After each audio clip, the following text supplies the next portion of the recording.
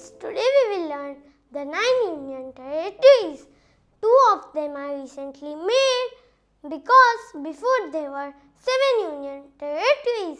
So the new 2 union territories are Jammu and Kashmir and Ladakh. And do you know the capital of Ladakh? It's Leh.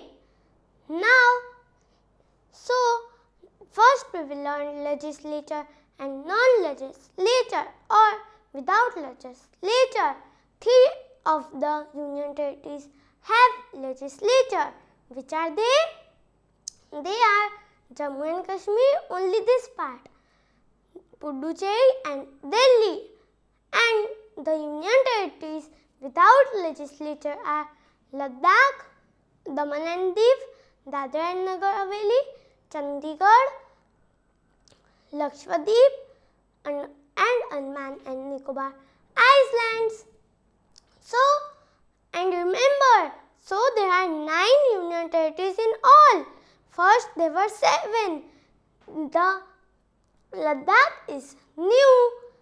So from Jammu Kashmir, we divide this part into Ladakh and Jammu Kashmir. Thank you. Bye.